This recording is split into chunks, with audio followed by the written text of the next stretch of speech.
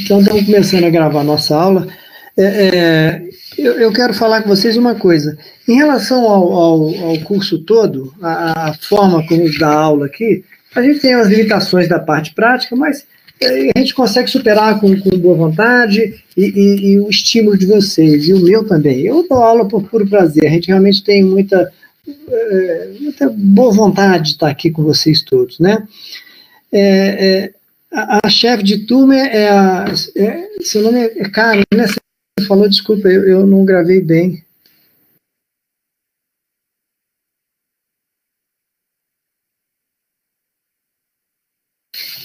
Karen, isso, exatamente. A Karen me ajudou aí no acesso, né? E a gente conseguiu tudo. Ô, Karen, eu gostaria que no final você me lembrasse de a gente fazer a nossa chamada aí, que a faculdade pede que a gente faça a chamada, tá? Aí no final eu queria que você me lembrasse. Olha, pessoal, eu gosto de ensinar um pouquinho diferente do que eu aprendi na oftalmologia. Na minha época eram 6 meses de curso de oftalmologia, era um semestre inteirinho, com 2 aulas por semana. E eu vou ser muito franco, ficou pouca coisa, porque a gente tinha muita teoria. Então, aqui eu quero tentar passar para vocês uma coisa bastante prática, né? Embora não sejam muitas aulas, eu gostaria que vocês soubessem o que realmente é importante vocês saberem da oftalmologia. E eu não estou dando aula para residente, né? Então, eu já fui chefe de residente, lá a gente já aprofundava, eu dei aula para muito residente, então a gente tinha um aprofundamento grande nas matérias. Aqui eu quero que vocês tenham uma pincelada, uma ideia geral da oftalmologia, tá? E uma coisa, tentar fazer com que essa nossa aula, embora sendo virtual, que se aproxime o máximo possível de uma sala de aula, né? Então, eu gostaria que vocês perguntassem o tempo todo, pode abrir o microfone, vocês têm acesso ao microfone, né? Pode abrir o microfone, me interromper a qualquer momento, não vai me incomodar em nada, pelo contrário, eu vou achar muito bom a participação de vocês, pode escrever no chat, mas de repente eu posso não ler no chat ali, aí interromper, não, pode perguntar. Então fiquem à vontade quanto a isso, tá? E eu acho que quando um pergunta, sempre tira a dúvida do outro também, né? Mas é importante isso. Interrompam. Eu adoro quando vocês interrompem aí para perguntar, não me tira de concentração, não, isso aí pelo contrário, é um estímulo, né? Então, a Karen vai me ajudar nesse assessoramento aí. Vocês podem fazer interrupções, dúvida, coisa que eu não expliquei bem, coisa que vocês têm dúvida, tá? Nossa aula vai ser dinâmica e assim eu espero que ela seja, tá? E em relação ao livro, que a gente tinha na faculdade, o Vaughan, eu vou escrever aqui no chat aqui, o livro que a gente adota, né, em termos de, que ele é oftalmologia geral, tá? Oftalmologia geral. Ele é um livro simples, um livro barato, deve custar R$170. Outro dia até eu vi na internet aí, tá? Esse Vaughan, R$170. Se alguém tiver interesse em aprofundar um pouco mais, tá aí, o Vaughan é o livro. E eu tenho um livro para quem vai da turma ser oftalmologista, né? Aí é o Kansky. O Kansky é um livro já mais caro, se alguém se interessar, pode comprar esse livro. Aí é um livro que eu não acho que quem não vai fazer oftalmo deveria comprar, não. Porque é só para quem vai fazer residência, né? O Kansky é um livro mais pesado, mais aprofundado, mas é fantástico. Ele custa uns R$700, esse é caro, né? Um livro caro, tá? Então, o Kansky é para quem vai ser oftalmo da turma aí, tá? E eu não tenho dúvida que dessa turma vai ter oftalmo, porque todas as turmas têm, né? Mesmo porque a oftalmologia é a especialidade mais importante da medicina, isso eu não tenho dúvida. Eu tenho um bocado de tempo de formado e cada vez mais eu chego a essa conclusão, tá? Vamos começar a tritar desde cara, né? Aqui. A brincadeira eu sempre faço com a turma toda, o pessoal, a gente tem que aguentar, né? O oftalmologista sabe que aguenta a brincadeira de todo mundo, né? Então, no bloco cirúrgico, a gente usa cotonete para enxugar cirurgias, né? A gente usa realmente um cotonete, igual desse de ouvido mesmo. A gente usa cotonete esterilizado, claro, autoclavado, mas é o que a gente seca, conjuntivo, quando há algum sangramentozinho. Então, agora eu opero só na minha clínica, né? Mas antigamente eu operava em hospital, e aí a gente realmente tinha que aguentar lá os ortopedistas brincando com a gente. Pô, isso aí não é cirurgia, não. Aí a gente fala, não, eu passo uma colher de café de papa de hemácia, porque o sangramento sangrou mais de 2 gotas aqui, a gente fica preocupado. Então, essa é a brincadeira da oftalmologia, e a gente sempre tem que aguentar isso, né? nos hospitais. Mas a oftalmologia evoluiu absurdamente com o tempo, né? A oftalmologia foi um passo. Na minha época, para operar uma cirurgia de catarata, a gente internava na véspera e eu conseguia fazer 2, no máximo 3 cirurgias por manhã. Né? Então, a gente operava, né, muitas vezes anestesia geral, o paciente ficava internado 3 dias, a gente dava ponto, a gente não dá mais ponto, eu opero o paciente imediato, o paciente nem se deita, acabou, ele levanta da sala de cirurgia com um curativozinho, vai para casa, faz um repouso em casa, e no fim do dia eu tiro o curativo. Quer dizer, é uma cirurgia que a gente tem hoje um resultado fantástico, né? Então, a oftalmologia evolui muito dos consultórios, dos hospitais, né, para os consultórios. Então, hoje em dia, anestesia geral para cirurgia de oftalmologia, só quando a gente tem um estrabismo, alguns médicos fazem estrabismo com anestesia local, eu acho que é muito desgastante para o paciente, eu continuo fazendo com anestesia geral. Então, a única cirurgia que eu não faço em clínica é a cirurgia de catarata pela limitação, a cirurgia de estrabismo, desculpa, pela limitação da anestesia, né? E na catarata congênita, que é da criança, toda cirurgia da infância tem que ter anestesia geral, o resto é tudo com local, né? Então a gente faz todas as cirurgias com local, e eu faço já, hoje em dia, a cirurgia sem sedação, eu converso com o paciente, explico bem, e 90% da cirurgia a gente não faz sedação, só conversa, e o paciente aceita muito bem. Quando é criança, evidentemente que não tem jeito, né?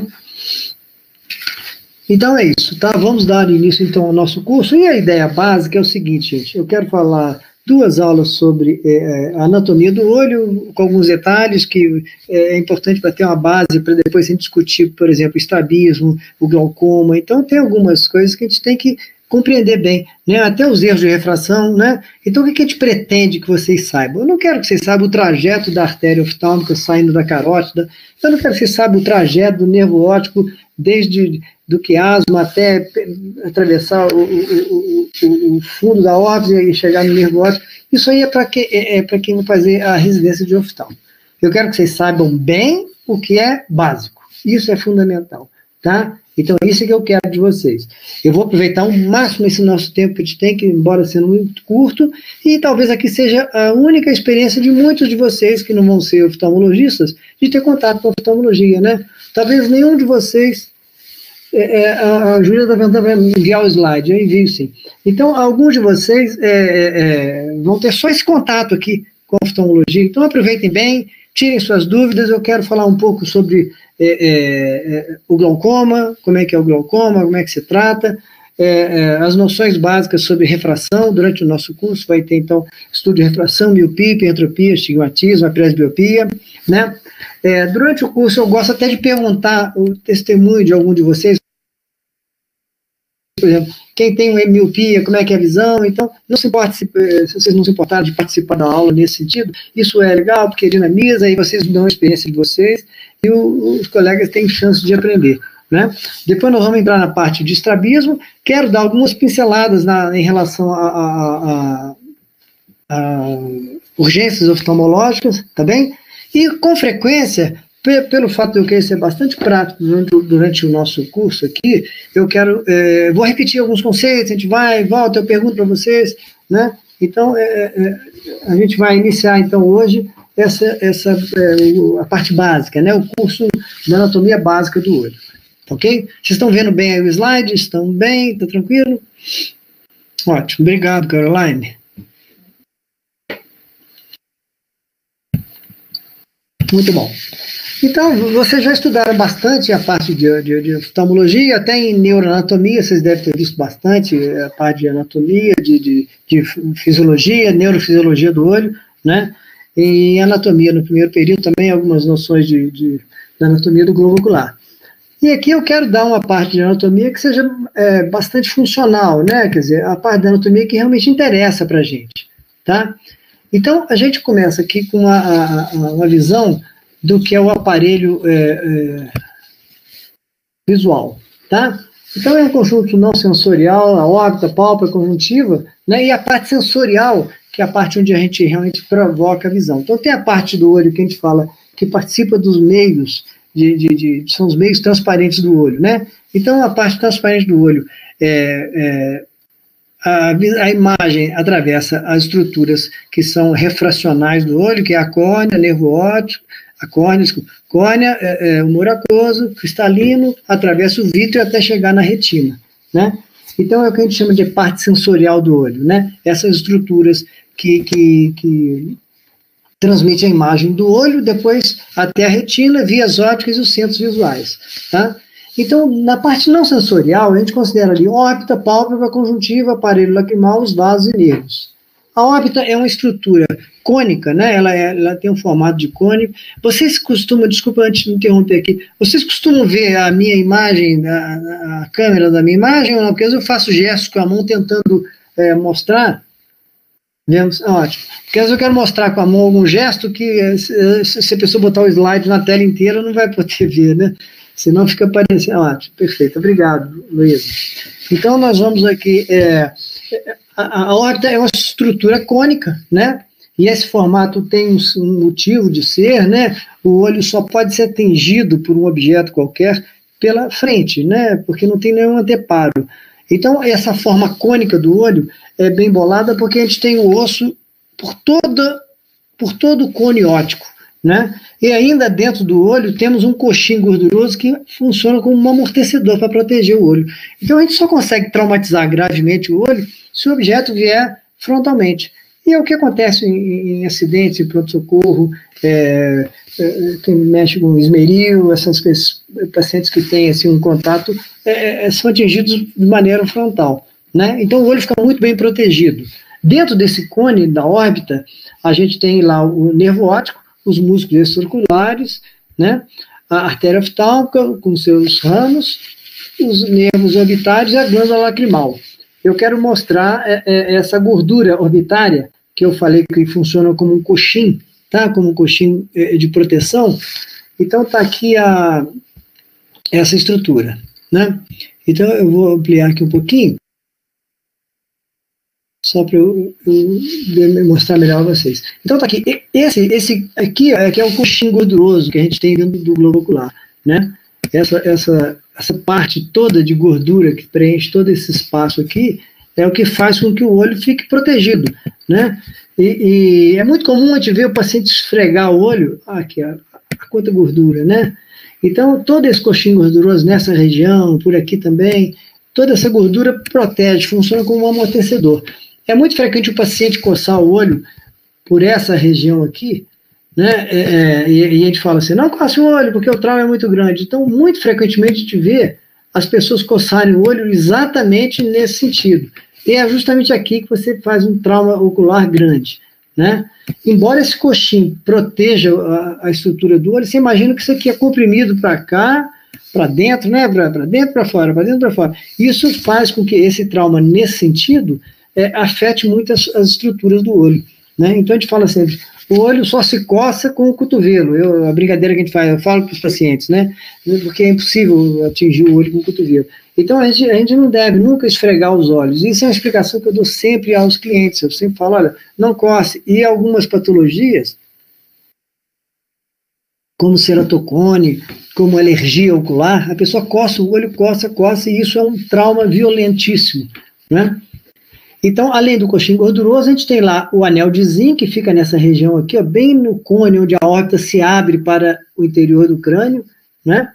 E aí, por essas estruturas, a gente tem lá os 6 músculos extraoculares, né? Os 4 retos, e o oblíquo superior e o inferior, né? E eles se formam do fundo da órbita do anel de Zinc até se inserirem nessa situação do globo ocular.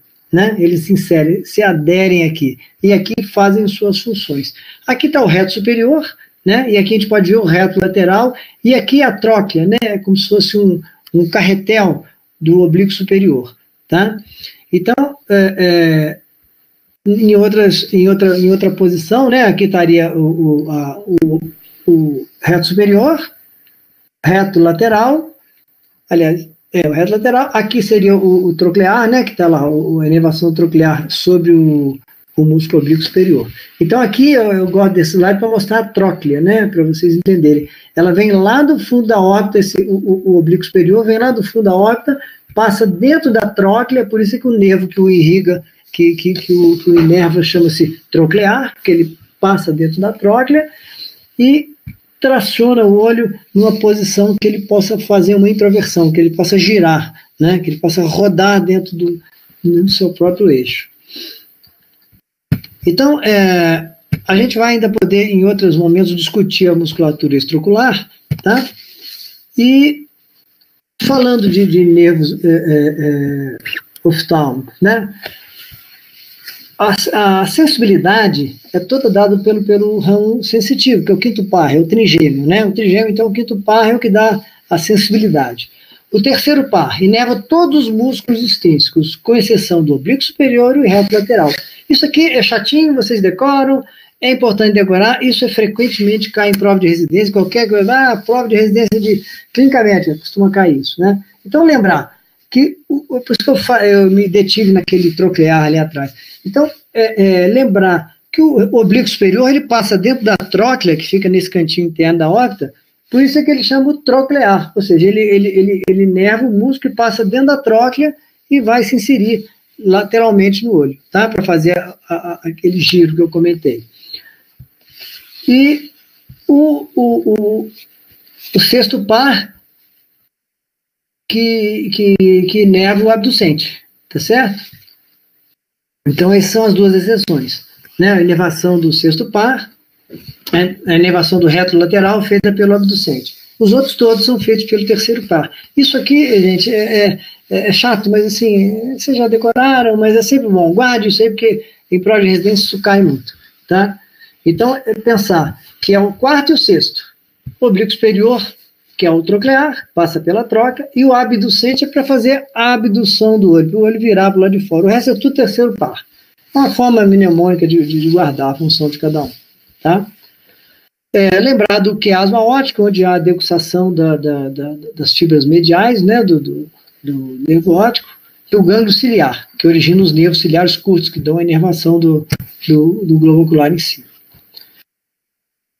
A artéria oftálmica, ela é ramo direto da carótida interna, né, e ela dá origem à artéria central da retina. A artéria central da retina se divide em 4 ramos. Os que vão para o alto são os superiores e os inferiores, sendo que o que vai para o lado nasal, né, o lado do, vamos dizer, no olho direito aqui, nasal superior, nasal inferior, temporal superior, temporal inferior. Então, são os 4 ramos da artéria central da retina, lá na retina. Então, ela atravessa o nervo óptico, né, ela vem, perfura o nervo óptico, e a artéria central dá os 4 raminhos aqui, vou botar os 4. 2 para cima e 2 para baixo. 2 para o lado nasal e 2 para o lado temporal. Tá? Então, esses são os ramos da artéria central da retina, né, se dividindo dentro do olho. Eu vou mostrar isso no slide em que aparece só a retina. Tá? As veias vorticosas são com origem na úvea, são veias que a gente vê quando a gente tem uma alteração externa. A artéria central da retina inerva as estruturas intraoculares. Tá? As estruturas intraoculares da retina são todas lá pela artéria central da retina. A vorticosa, ela tem origem na úvea e ela circunda todo o globo ocular, como aqui, por exemplo, vocês podem ver no slide anterior, vou mostrar aqui. Aqui, ó, essa aqui são vorticosas, tá? São as ficam extraoculares.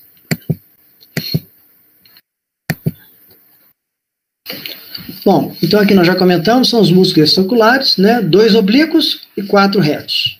Isso aí vocês já estão cansados de saber. Aqui as funções de cada músculo, tá? Esse quadro aqui, gente, é para residente, tá? Isso aqui não é para vocês saberem tudo, não.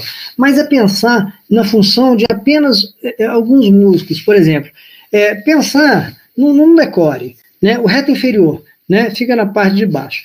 Qual que é a importância do reto inferior? Para quem está no pronto-socorro, por exemplo. Imagina que você está lá no pronto-socorro e eu vou querer outra coisa que eu não comentei. Durante nossos bate-papos aqui, eu vou tentar sempre falar, a Karen está dizendo que esfrega demais, eu vou puxar a sua orelha, Karen. Não pode esfregar o olho, não. Olha só, mas durante o curso, eu quero falar assim, anatomia. Quando eu lembrar de alguma coisa da anatomia, que com relação com a parte clínica que vocês vão ver no dia a dia, eu vou comentar. E aí eu quero comentar, por exemplo, pensar no reto inferior. Tá? O reto inferior não está ali só para cair na prova, não. Por exemplo, você tem um paciente que foi agredido no pronto-socorro, isso é toda hora, né? levou um soco direto no globo ocular. Puf! Aquele soco bem frontal. Aí você tem que pensar em descolamento de retina, que nós vamos ver mais adiante também, né? Mas você tem que pensar que ele pode fraturar a base da órbita. E aí, aonde vai passar o reto inferior? Bem rente ao assoalho da órbita. Então, quando você pega um paciente acidentado, né, que tomou uma pancada bem de frente, um acidente de carro, ou uma agressão mesmo, então o que acontece? Você manda o paciente, olha para os lados, você vê como é que está a movimentação dos olhos. Olha para o lado direito, para o lado esquerdo, olha para baixo, olha para cima. Aí um olho vai para cima, o outro, por exemplo, não vai. O que você pode pensar?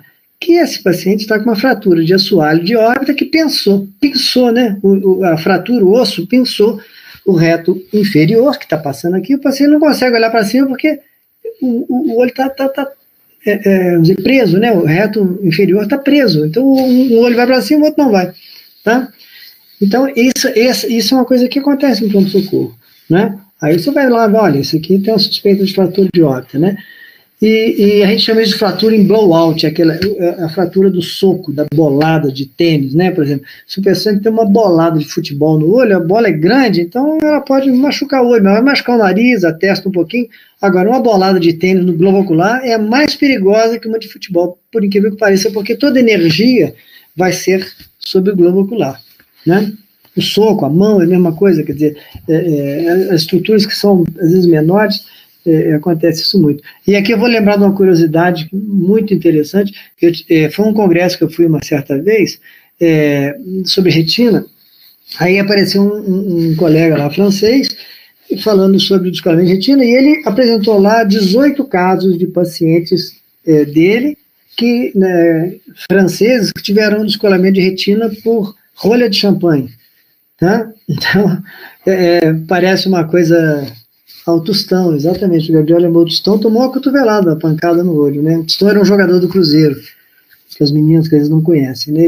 O Gabriel está me lembrando que o Tostão teve um descolamento de retina.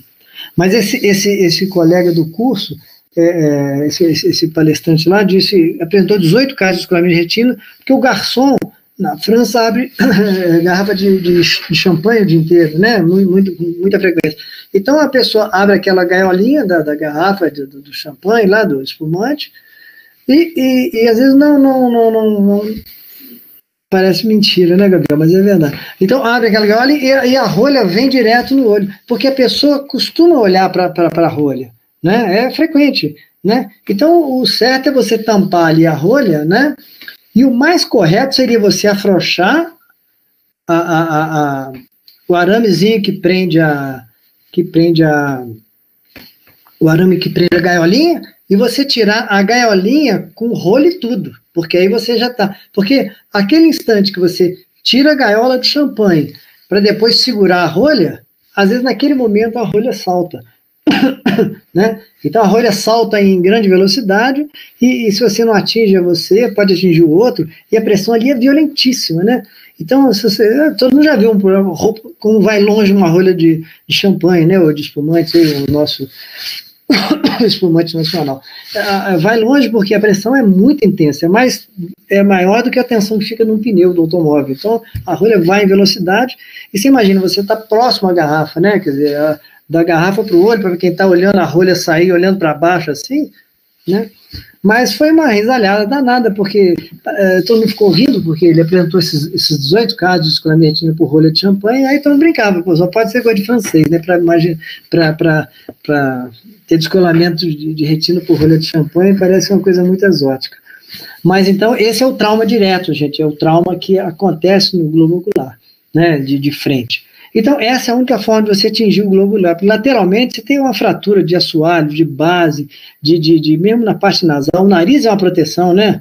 O nariz é uma proteção importante para o globo ocular. A gente já tem as pálpebras, os cílios, né?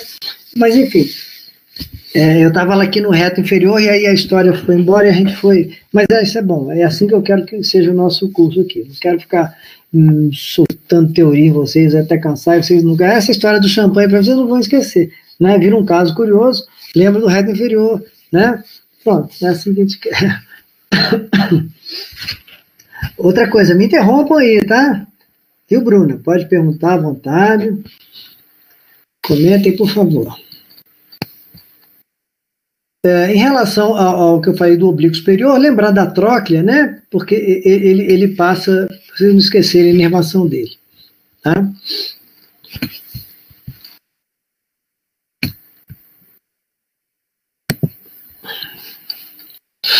Muito bem.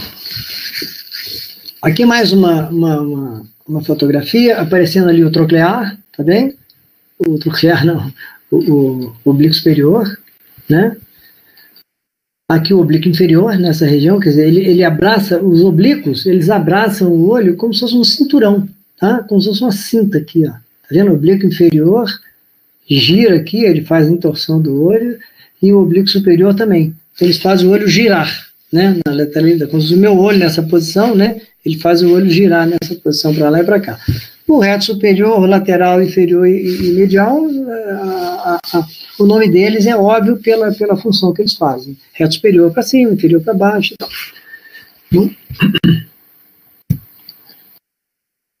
Então aqui vamos ver já um início de por que estudar esses músculos, né? Para a gente entrar num capítulo, depois nós vamos falar mais detalhadamente sobre o estrabismo, né? Então está aqui o estrabismo, uma crianças estrábicas, né? Com alterações nesses músculos extraoculares. Então aqui, nessa criança aqui, nesse bebê, né? Ele tem um desvio grande para dentro, né? Então ele tem um estrabismo convergente ou endo é para dentro, né? Endotropia, tá? Então a gente pode chamar esse estrabismo de endotropia ou estrabismo convergente.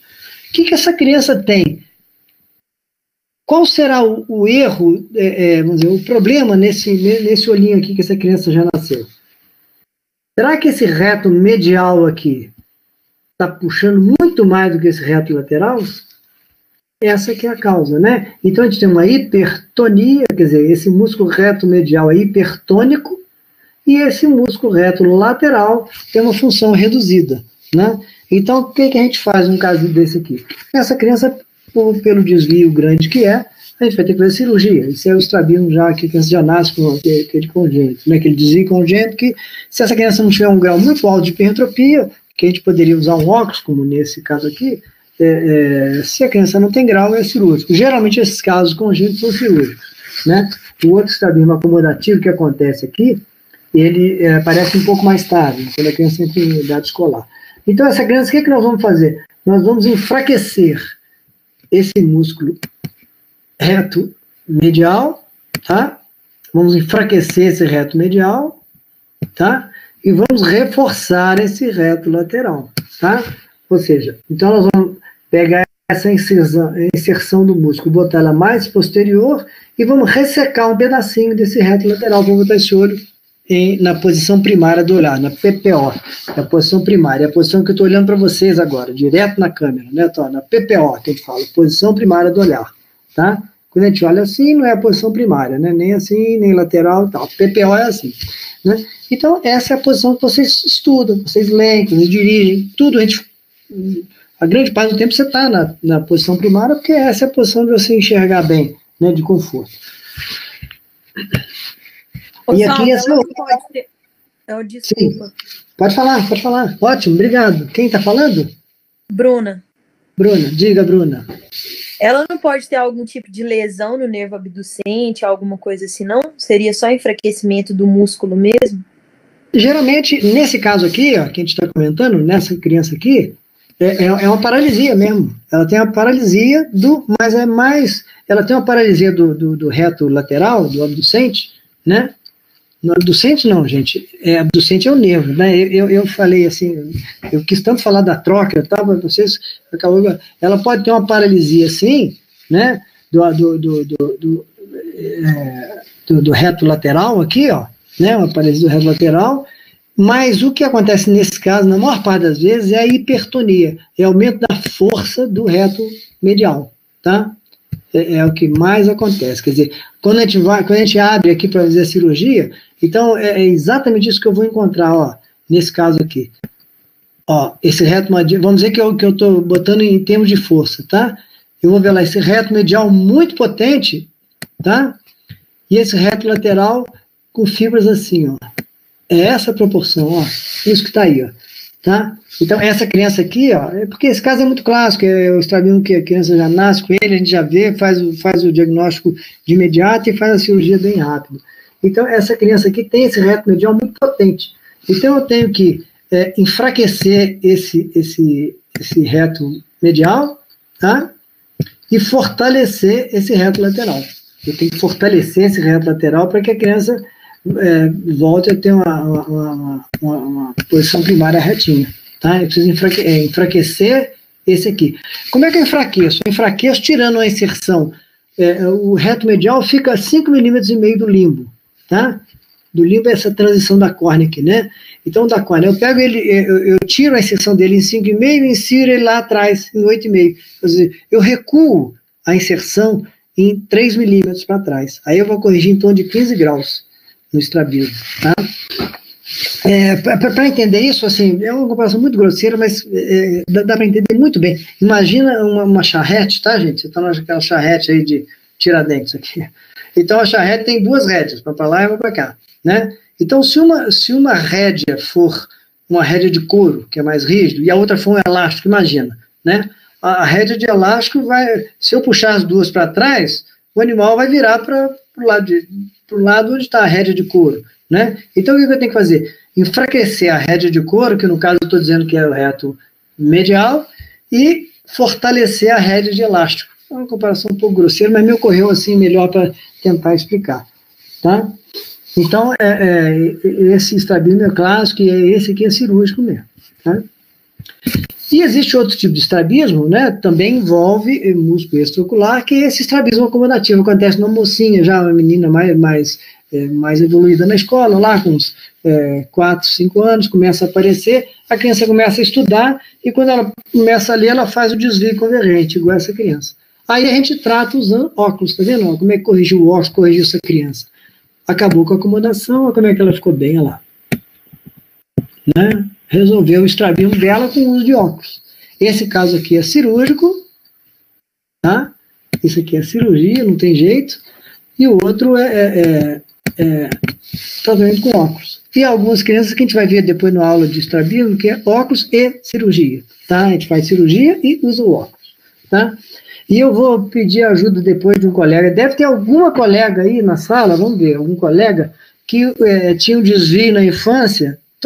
Toda sala tem um. Se vocês não se importarem de falar, eu acho que não é demais, vocês são colegas. O uso do tampão, nós vamos comentar, Gabriel, obrigado pelo comentário aí, o Gabriel está falando uso do tampão.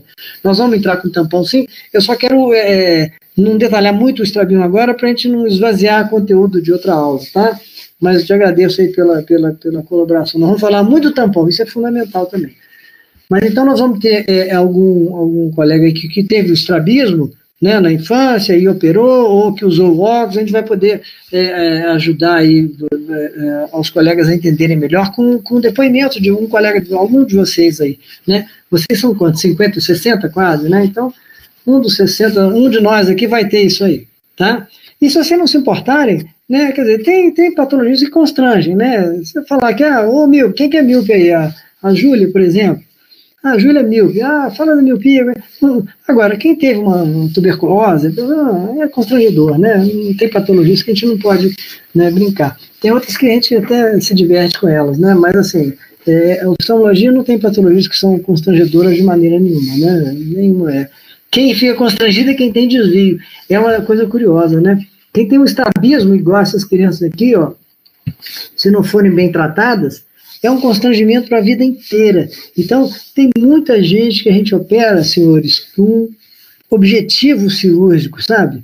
Com objetivo estético. A gente faz cirurgia com objetivo estético.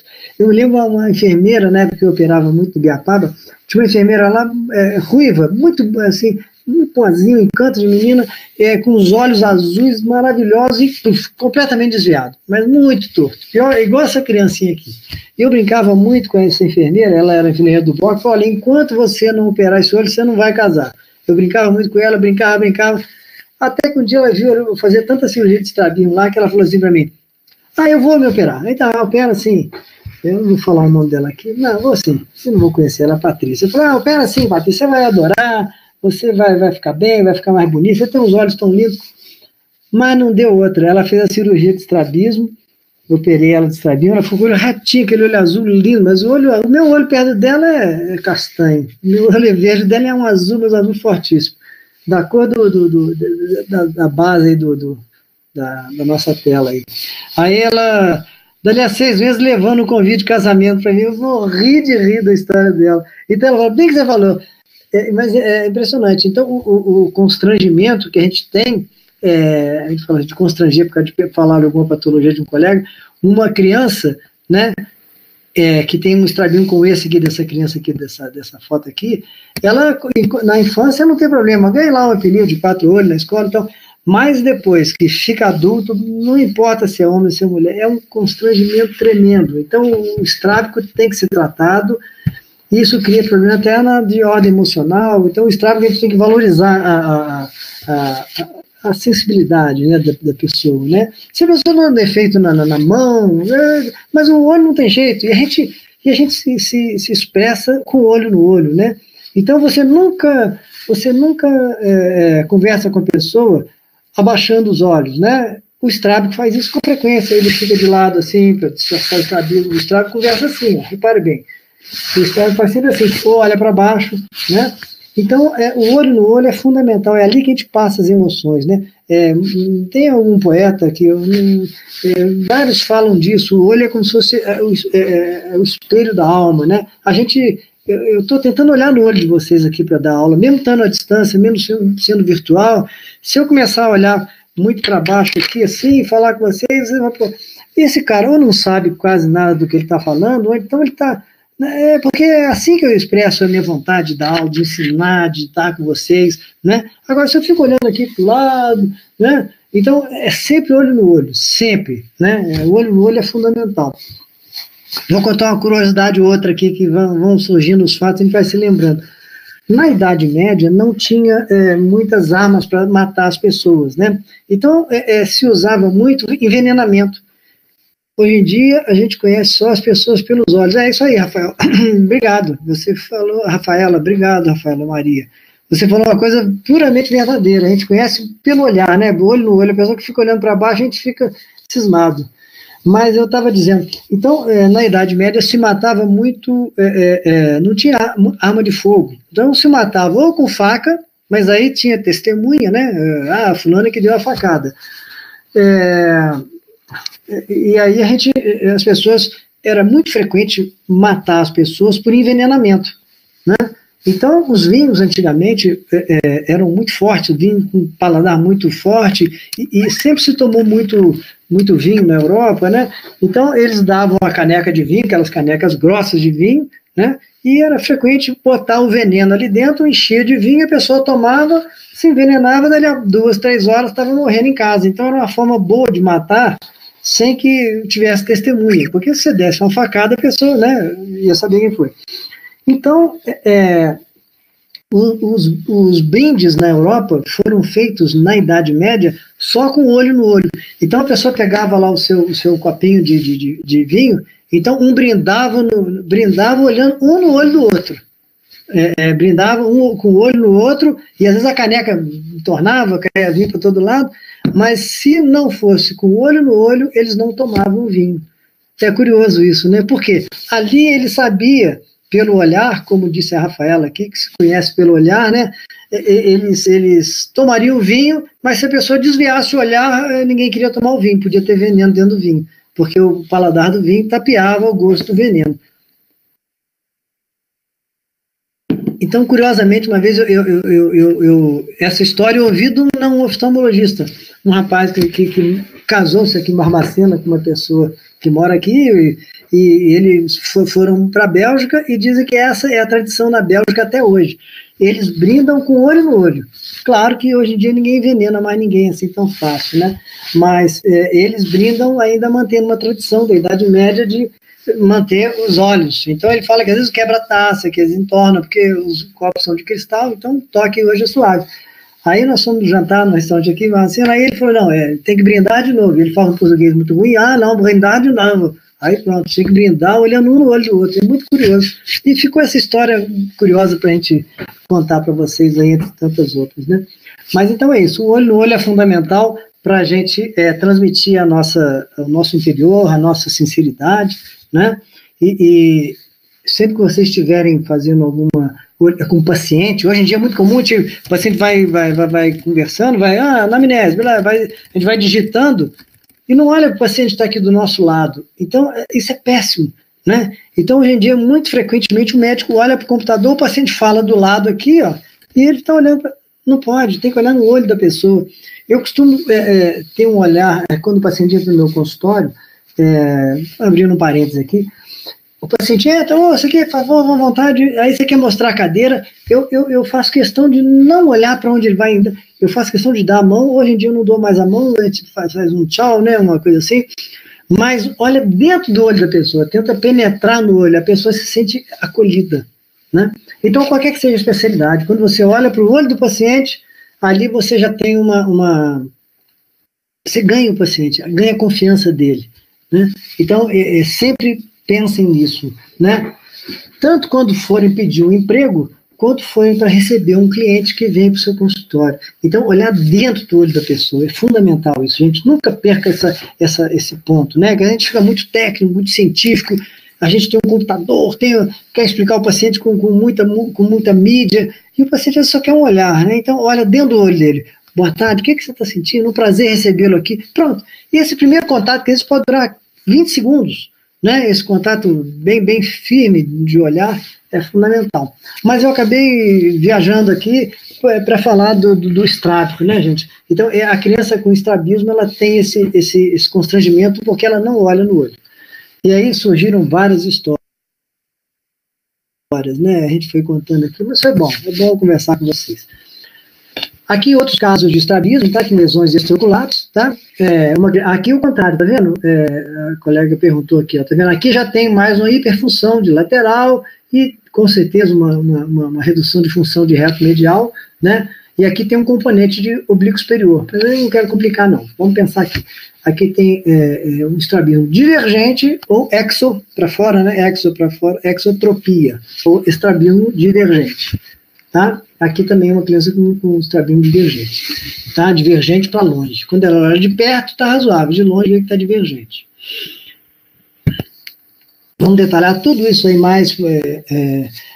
A Caroline está perguntando se é mais comum convergente ou divergente. O convergente é mais frequente, mesmo porque o estrabismo acomodativo é sempre convergente. Aquele que eu falei que depende do uso do óculos da criança já na idade escolar. É bem mais frequente o convergente, bem mais, 3 vezes mais. Esse 3 vezes aqui está sendo, assim, pela sua pergunta, tá? Eu não sei se é 3 vezes assim exatamente, mas é muito mais comum o divergente. E outra coisa, é muito mais comum o convergente, tá? O para dentro. Agora, uma coisa curiosa na sua pergunta, Caroline, o divergente é mais antiestético, vamos dizer assim. O convergente é onde dizia, é charmosinho e tal, mas o divergente não, o divergente ele é feio mesmo, ele incomoda mais. O paciente não se dá bem com isso, o divergente esteticamente é pior para o paciente. E aqui vamos ver, então, as estruturas da pálpebra, tá? Tem o músculo da pálpebra, que é inervado pelo terceiro par, tá? O elevador da pálpebra, o músculo que eleva a pálpebra. Então, o terceiro par faz quase tudo no olho, né? Vocês viram aqueles retos todos, com exceção do reto lateral e oblíquo superior. Então, o terceiro par também enerva o elevador da pálpebra superior, tá? O músculo de Miller, que também faz elevação de pálpebra, é pelo nervo simpático, por isso que a pessoa regala o olho quando leva aquele susto lá, né? Você abre bem os olhos, abre a pupila, né? Prepara para a luta e para a fuga, né, o simpático. E o músculo orbicular é pelo terceiro par. Você lembra pelo sétimo par? Você lembra o orbicular é aquele que fica ao redor da órbita. Quem secou face na faculdade aí vai lembrar, né? Então é o músculo orbicular que gira, que faz ao redor de toda a órbita. Aqui só para relembrar algumas estruturas, a gente já falou bastante, né? Acho que é dispensável a gente comentar mais sobre esse assunto. Vocês têm aula depois aqui, Karen? Tem que horas? 17 horas? Vocês me permitem passar um pouquinho do horário? Porque eu gostaria de parar. Eu gosto de dar aula, gente, 1 hora e pouquinho, porque eu sei que depois Obrigado, Maria Júlia. Porque eu sei que depois a atenção cai, mas como teve Eu não vai dar para terminar. Eu vou fazer essa aula de anatomia, está programada para ser em 2 aulas, tá? Então eu vou me esticar um pouquinho, mais uns 10 minutinhos para a gente adiantar um pouquinho de anatomia, e na próxima eu vou terminar a anatomia do olho, na próxima aula, tá? Na próxima quinta-feira. Então eu vou passar hoje um pouquinho, porque infelizmente teve aquele atraso no início. Bom, e agora aqui a conjuntiva, tá? Então, gente, a conjuntiva é o que a gente vê aqui cobrindo, ela só não cobre a córnea, evidentemente, a córnea está aqui, né? Então a conjuntiva é a estrutura que fica aqui sobre a esclera, tá? Então alguém já viu assim, quando coçou o olho, quando teve alguma alergia forte, que essa conjuntiva fica levantada, forma como se fosse uma bolhazinha aqui. Quando a pessoa coça o olho, então a gente chama isso de quemose. Então a quemose, o que é? Nada mais é do que um edema na conjuntiva. Eu gosto de falar disso porque tem gente tem médico, tá, gente, que não sabe onde é que é a conjuntiva, onde é que é a esclera. Então a conjuntiva é uma camada transparente muito frágil, muito tênue, tá, que cobre a esclera. A esclera fica aqui embaixo, né? Então aqui, quando a gente examina o paciente que está com conjuntivite, ele está só com essa infecção nessa primeira camadinha, que é a conjuntiva. E é muito frequente o paciente ter um acidente qualquer, um acidente com um objeto cortante, é frequente a pessoa falar, nossa, o olho sangrou, deve ser muito grave. Às vezes é só um cortezinho na superfície, cortou esse vasinho aqui, realmente ele vai sangrar, né? Mas a gravidade disso é 0, né? Não tem, é só tratar ali a inflamação. Não pode perfurar a esclera, evidentemente, né? Então a conjuntiva sai sangue, realmente. A conjuntiva ela é vascularizada, mas ela fica sobre a esclera, tá? Ela só não cobre a córnea, porque senão a córnea seria totalmente opaca, né? Seria aqui é preciso transparência para poder passar o eixo visual, tá? Então a conjuntiva cobre aqui, e observe aqui, levantou um pouquinho a órbita, aqui está a conjuntiva bulbar, que envolve todo o bulbo, todo o globo ocular, né? E aqui a conjuntiva palpebral, tá? Então a conjuntiva tem um fundo de saco, igual tem o fundo de saco de Douglas, né? Então vem aqui a conjuntiva bulbar, quando chega lá no fundo aqui, ó, acompanhe meu desenho como se fosse meu... Vamos fazer aqui um desenho. Então vem aqui a conjuntiva bulbar, ela vem até, vou botar aqui que está aparecendo mais, ela vem até aqui, tá? E daqui para cá, já é conjuntiva palpebral ou tarsal, tá certo? Então, assim, a conjuntiva tarsal ou conjuntiva palpebral, ela é pequenininha no fundo do saco. Então, eu vou mostrar a minha conjuntiva palpebral. Tá aqui, ó. Ali está o fundo do saco, tá certo? Fundo do saco. A conjuntiva, ela faz um avental. E na parte superior, quem usa lente de contato, já deve ter passado por essa experiência ruim, ver a lente de contato passar, porque quando a lente de contato cai aqui embaixo, você abre e olha lá no espelho, vê facilmente, né? Mas quando ela vai para a parte superior, lá para o taço superior, tem pessoa que faz a manobra, tirar. Quem usa lente aí na sala aí, com certeza já aconteceu isso, né? Maria Júlia Rodrigues, é péssimo, realmente é péssimo, incomoda, e é isso. Então, a conjuntiva tem as duas, tá? Palpebral, inferior e superior, e a conjuntiva bulbar. Aqui uma visão lateral do globo ocular. Eu gosto sempre que vocês acostumem a olhar o olho dessa forma aqui, gente. Para aprender estrutura, para ver em 2 planos, assim é que é possível, né? Então vamos lá, da parte de arcabouço do olho. Então o olho tem uma estrutura rígida que mantém o globo ocular inteirinho. Quando você toca o seu olho, você vê que ele tem uma consistência, né? Essa consistência, essa estrutura, tá, é mantida por uma camada espessa, que é a esclera, que tem um buraco na esclera aqui onde passa o nervo óptico, tá? O nervo óptico vem lá de dentro do cérebro e atravessa aqui, tá? Então tem uma abertura posterior para o nervo óptico. Então a esclera faz todo esse trajeto aqui,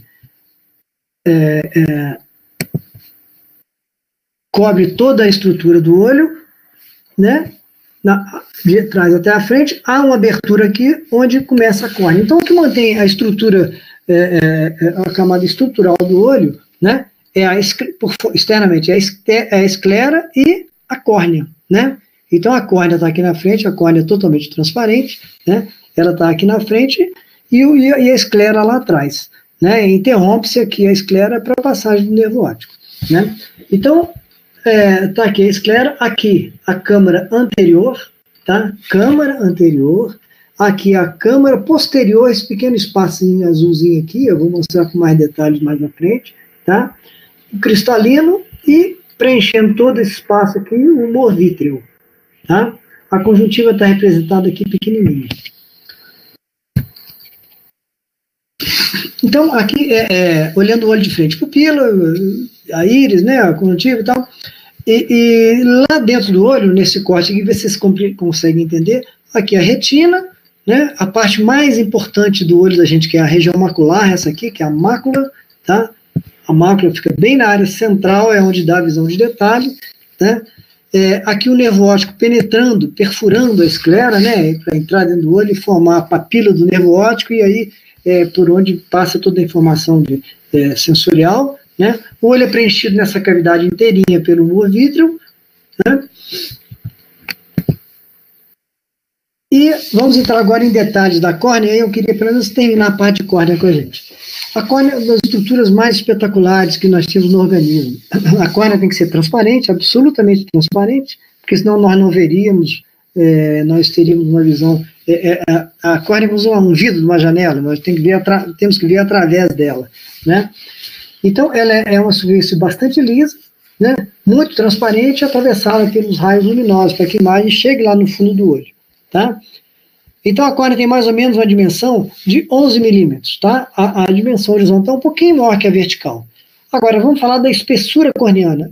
Esses diâmetros, guardem que mais ou menos em torno de 11 milímetros, é o diâmetro corneano. O horizontal é um pouquinho maior que o vertical.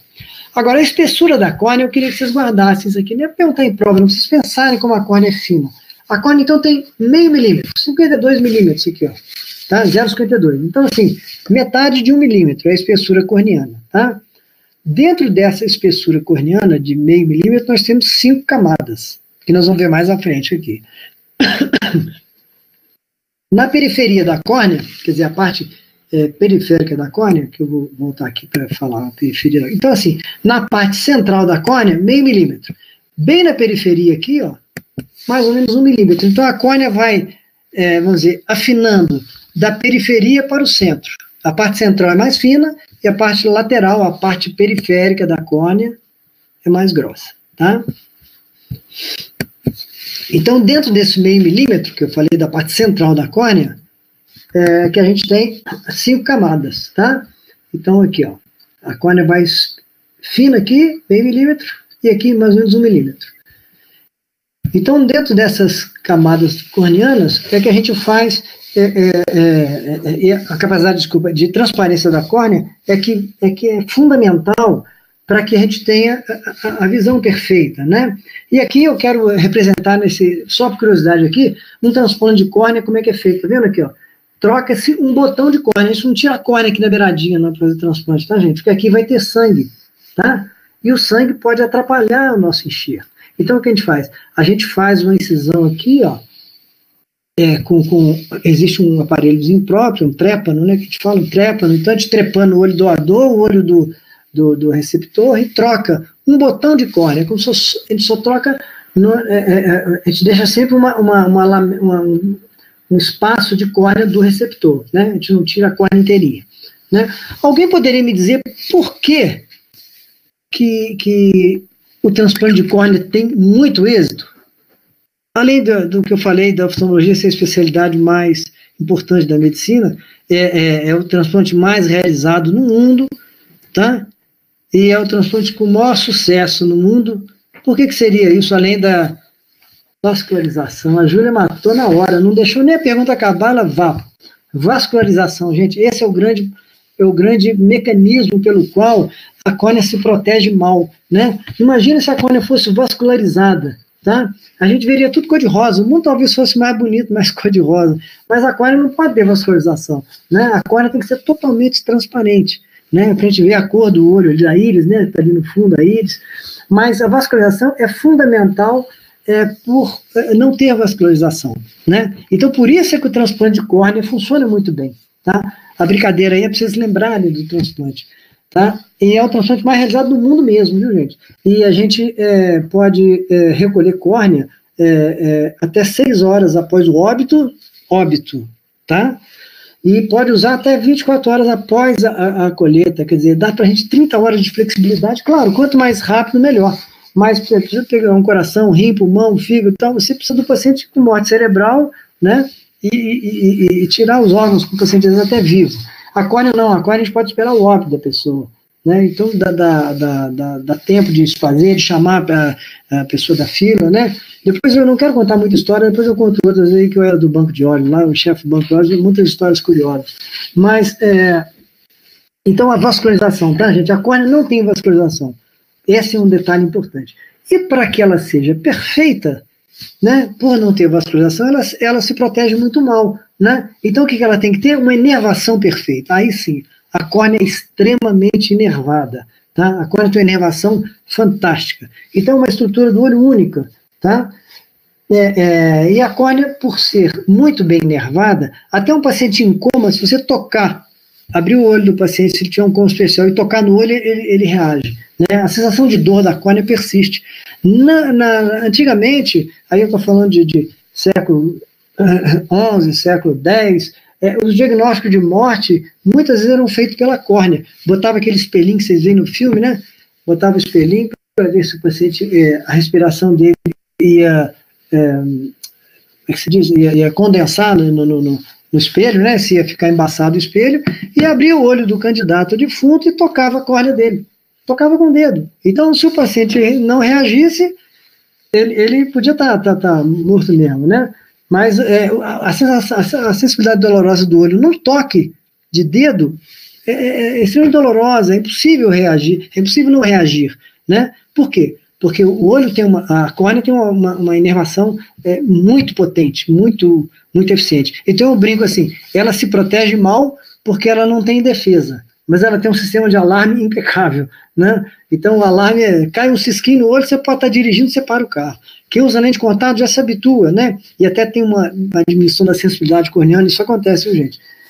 Como o capial que anda descalço, se ele pisar num cigarro aceso, talvez ele apague o cigarro e nem perceba, né? Vocês que estão sempre de sapato, nós que estamos sempre de sapato, você pisa numa pedrinha, maiorzinha, dá aquele pulo, né? Então a córnea de quem usa lente de contato também tem uma redução de sensibilidade, tá? Então os pacientes, os colegas aí que usam lente de contato, não confiem só na dor, tá? Vocês sentem um pouquinho menos porque tem um contato frequente da córnea, estão como habituando.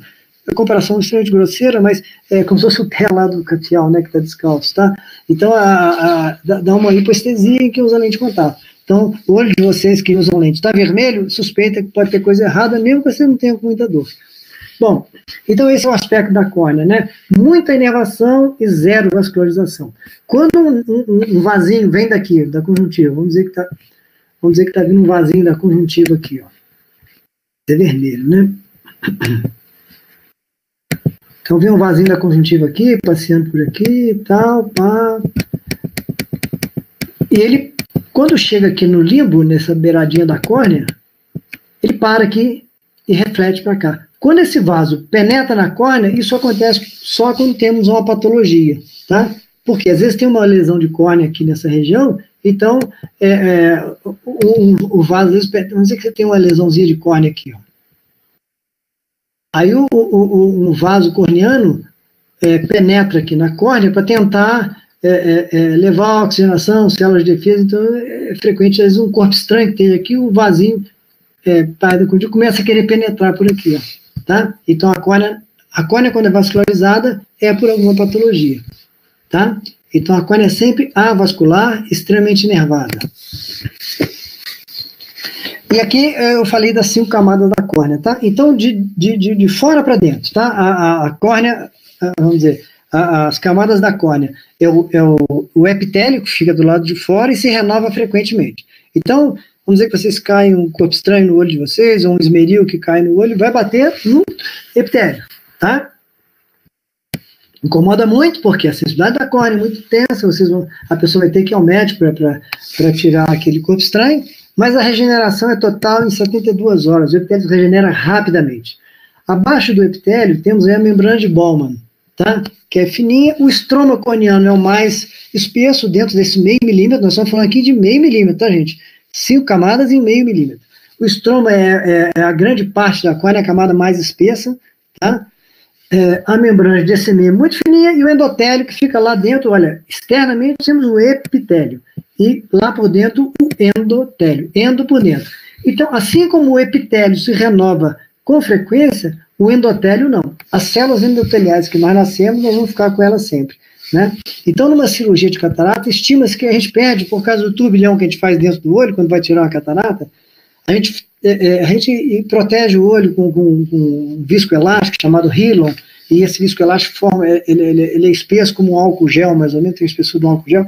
Então a gente faz aquilo para proteger o endotélio, porque mesmo protegendo, a gente faz um turbilhonamento ali na parte interna do olho que remove algumas células do endotélio que não vão se refazer, né? Então o endotélio não se refaz, ele não refaz célula. As lesões de endotélio ficam cicatrizes, né, para sempre. Então, se você remove muita célula de endotélio, você tem, às vezes não consegue regenerar, né, a córnea entra em distrofia e tal. E eu vou respeitar o horário de vocês, eu lamento, senhores e senhoras, que a gente tenha tido esse pequeno atraso no início, e eu vou continuar, então, na próxima aula, na próxima quinta-feira, não saiam não, que eu quero fazer a chamada aqui, tá? Aí nós vamos entrar na túnica, outra parte da túnica, né, aquilo que protege o olho lá por trás, que é a esclera, tá? E vocês vão conhecer algumas estruturas da esclera. Quero agradecer a vocês, deixa eu fazer a chamada aqui, me dê um segundinho.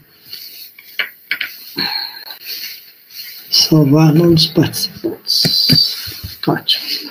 Então, nós vamos falar sobre a esclera e continuamos o resto de anatomia. E eu pretendo encerrar a parte de anatomia na próxima aula, tá? Gostei do contato com vocês e a turma participar, eu acho fantástico.